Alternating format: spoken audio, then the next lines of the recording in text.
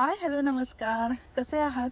तर मी सुप्रिया, तुमचं माझ्या न्यू ब्लॉगवरती खूप खूप स्वागत आहे. तर मंडळी, आत्ता वाजलेले आहेत 5 आणि आमच्याकडे आता आभाळ गच्च झालेला आहे. पावसाची शक्यता सांगितलेली आहे म्हणून मी बघा बाहेर फिरायला आली आणि छत्रीसुद्धा घेऊन आलेली आहे. तर जेव्हा असं वेदर खराब असतं ना, तेव्हा एक स्वतःसोबत ना जॅकेट किंवा छत्री कंटिन्यू ठेवायला लागते, कारण कधीही पाऊस चालू होतो. आणि ते लक्झेंबर्गमध्ये ना कोणताही ऋतू असा एक फिक्स नसतो. कधी पाऊस, कधी ऊन, कधी वारं, कधी चालू होतं. पण कधी कधी कसं होतं ना, वेदरमध्ये म्हणजे आपलं जे वेदरचं ॲप असतं त्याच्यामध्ये मेन्शन केलेलं असतं की पुढचे काही दिवस पाऊस आहे किंवा स्नो पडणार आहे असं सांगितलेलं असतं. पण ते कितपत खरं असतं? तर कसं होतं, आज जर वेदर आपण चेक केलं ना तर पुढचे काही दिवस आपल्याला पाऊस सांगितलेला असतो. मी कालच्याच ब्लॉगमध्ये तुम्हाला सांगितलेलं बघा की इथे पुढचे 1-1.5 आठवडा ना पूर्ण आभाळ पाऊस सांगितलेला आहे. पण आज मी वेदर चेक केलं तर उद्या 2-3 दिवस फुल ऊन असणार आहे. आणि आज पण पाऊस होता, पण आज तर दुपारपर्यंत ऊन होतं. आणि आता मी बाहेर वॉकला आली आहे, तर आता तर काय आभाळ चाललेलं आहे. पण म्हणलं थोडासा एक तर राऊंड मारून यायलाच पाहिजे, कारण दिवसभर घरात बसून कंटाळा येतो. त्यामुळे मी बाहेर आता चालायला आली आहे. आणि तुम्हाला तर माहीतच आहे, आमच्या इथे रूमच्या जवळ एक छान असं जंगल आहे जिथे मी चालायला येते. तर पाठीमागं मी स्नोच्या वेळेला तुम्हाला दाखवलं होतं की हे जंगल पूर्ण मोकळं झालेलं, म्हणजे झाडांची पालवी पूर्ण गळून पडलेली, पूर्ण असं जंगल मोकळं दिसत होतं. पण आता ते जंगल किती भरभरून असे त्याला पाने आलेले आहेत, फुले आलेले आहेत आणि पक्ष्यांचे असे छान छान आवाज कानावर ऐकायला मिळतात. तर मी तुम्हाला एकदा दाखवते. तर हे तुम्ही बघू शकता बघा, किती छान वाटतंय. आता स्प्रिंग डे चालू झालेले आहेत, म्हणजे मार्च एंडिंगपासून एप्रिलपर्यंत असतात. त्या दिवसामध्ये झाडांना पालवी फुटते, ज्याला आपण वसंत ऋतू म्हणतो. तर त्याच्यामध्ये बघा आता झाडांना छान अशी पालवी फुटलेली आहे. आणि इकडे पण बघा असे रोड बनवलेले आहेत लोकांना चालायला. मी पाठीमागे तुम्हाला दाखवलंच होतं याबद्दल की लोकांना असे छान छान रोड बनवलेले आहेत आणि लोक इथे वॉकला, रनिंगला किंवा त्यांच्या पेट्सला घेऊन फिरायला येतात. तर जेव्हा हे पूर्ण झाडं मोकळी होती ना, तेव्हा लांब लांबपर्यंत नजर जायची. पण आता जशी झाडांना पालवी फुटले ना, तसं तुम्हाला दिसत असेल अजिबात थोड्याच अंतरापर्यंत नजर जाते, परत नजर जातच नाही अजिबात आतमध्ये. तर मी तुम्हाला आत्ता दाखवलं बघा इथलं जंगल कसं आहे ते. तर मी जास्त आत नाही आहे गेली, साईडलाच एक रोड आहे आतमध्ये, तिथेच मी रेग्युलर वॉकला येते. तर आतमध्ये पण खूप जास्त मोठं आहे. मला वाटलं असं छोटंसं आहे, पण जेव्हा मी मॅपवरती चेक केलं ना तेव्हा समजलं की हे जंगल एवढं मोठं आहे ना की बस जेवढं आपण फिरता येईल तेवढं आपल्याला आतमध्ये फिरता येतं. आणि मंडे टू फ्रायडे कसं होतं इथे कोणी बघायला भेटत नाही, त्यामुळे भीती वाटते. आधी जेव्हा झाडांना पाणी वगैरे नव्हते तेव्हा छान वाटायचं फिरायला, कारण लांब लांबपर्यंत बघता यायचं कोण आहे किंवा नाही आहे. पण जसं झाडांना आता पाणी फुटलं ना तेव्हापासून भीती वाटते इथे. मी आता जास्त कोणी इथे येत नाही, क्वचित कधीतरी ज्या दिवशी सुट्टी असेल सॅटर्डे संडेला तर मिस्टरांसोबत किंवा अशी त्या दिवशी लोक असतात त्या दिवशी एकटीसुद्धा येते, कारण कोणीतरी असलेलं बरं असतं एवढं जंगलामध्ये. तर हे बघा, हा असा रोड आहे बनवलेला चालण्यासाठी लोकांना. तर इथे गाड्या वगैरे आत अलाव नाही आहेत. आणि इकडे साईडला पण असे ना झाडे उगवलेले आहेत, त्यामुळे भीती वाटते जास्त. आणि इकडे पण आहे बघा. तर इथून जवळच ना आमचं बिल्डिंग वगैरे आहेत, त्यामुळे मी याच रोडला फक्त येऊन जाऊन करते. आतमध्ये पण रोड आहेत, पण ते खूप आतमध्ये आहेत, त्यामुळे मी जात नाही.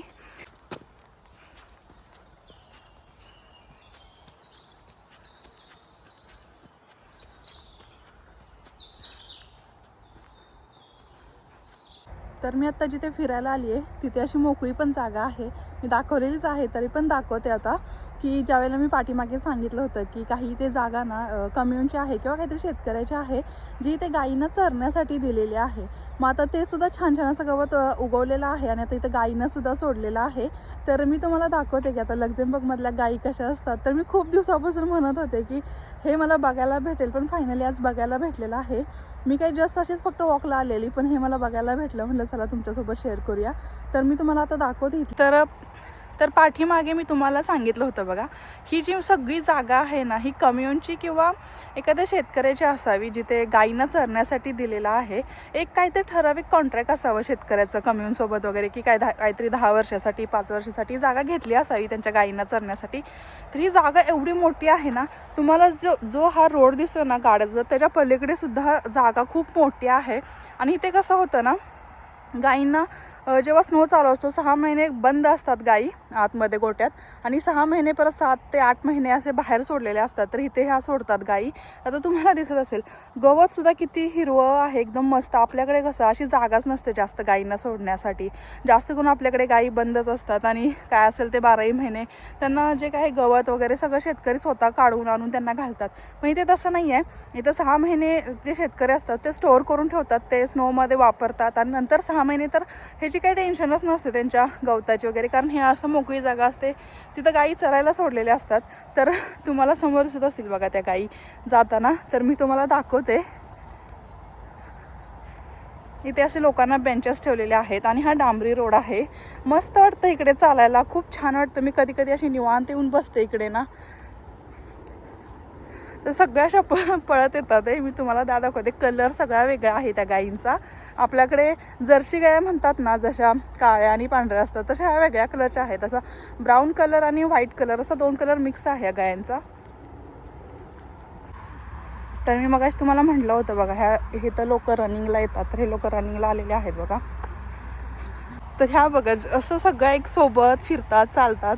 त्यांचा असा एक ग्रुप असल्यासारखं. कोणतीही गाई तुम्हाला इकडे सेपरेट दिसणार नाही. सगळ्या ग्रुपमध्ये चालतात, गवत खातात आणि सगळ्या गायींच्या कानात बिल्ले आहेत तिथे.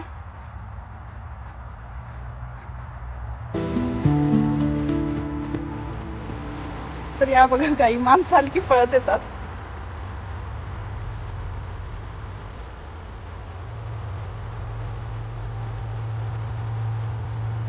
किती जास्त गाई आहे तिथे. प्रत्येक गाईच्या कानात 2-2 बिंदे दिसतील तुम्हाला. आज खूप जवळून मी बघते.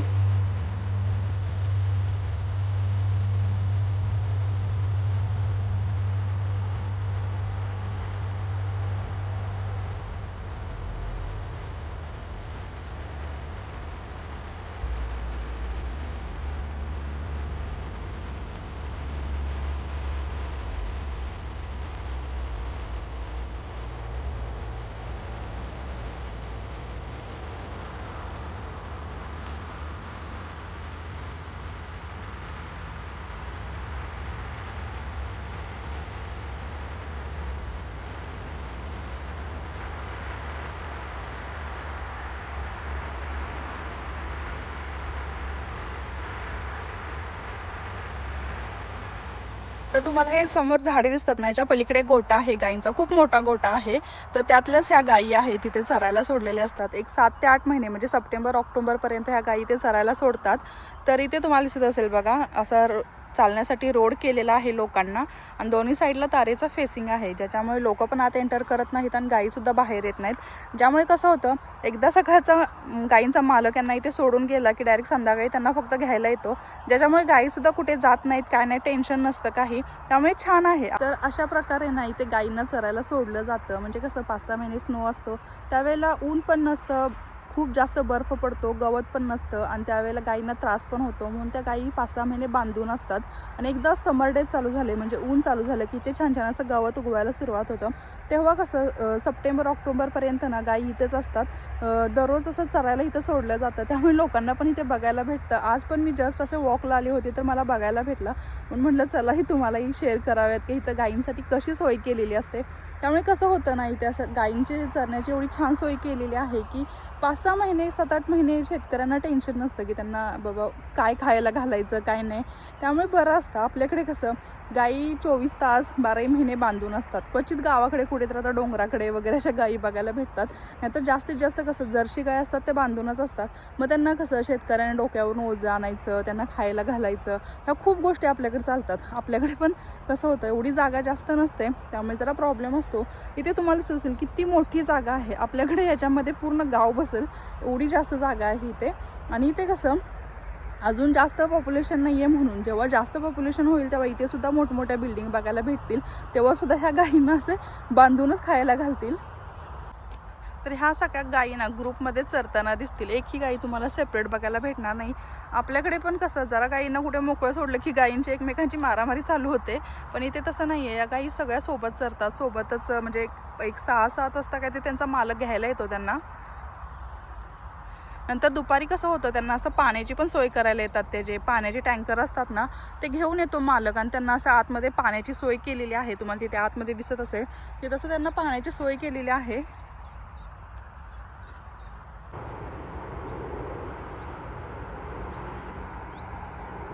तर मी तुम्हाला आत्ता दाखवलं की इथे गायींना चरण्यासाठी केवढी मोठी जागा आहे आणि भरपूर गायी आहे तिथे चरण्यासाठी. तर आता ह्या 5-6 महिने अशाच बाहेर दररोज चरताना दिसणार आणि जेव्हा स्नो चालू होईल, थंडी चालू होईल, तेव्हा 5-6 महिन्यासाठी गोट्यात असतात. तर कसं होतं, असं जर सोय असेल ना गायींना चरण्यासाठी, तर आपल्या इकडचे पण शेतकरी खूप अजून दुधातून पैसा कमवू शकतात. पण आपल्याकडे एवढी जागा नसते. इथे कसं अजून कमी लोकसंख्या आहे, जास्त लोक नाही आहेत, त्यामुळे ही सगळी जागा बघायला भेटते. ज्या दिवशी पॉप्युलेशन वाढेल त्या दिवशी हे सुद्धा जागा काही दिवसांनी बघायला भेटणार नाही. तर माझंही आता एक राऊंड मारून झालेलं आहे. आता घरी जाऊया, कारण आता पावसाचं पण जरा दिसतंय आणि 5:30 वाजलेले आहेत. जेवणाचं पण टाईम झालेला आहे. घरी जाऊन अजून जेवण बनवायचं आहे. तर मी अशी एक दररोज राऊंड मारायला येते, कारण दिवसभराच्या कामातून कंटाळा येतो. मग थोडंसं फ्रेश होण्यासाठी, रिलॅक्स होण्यासाठी इकडे राऊंड मारायला आलेलं बरं असतं.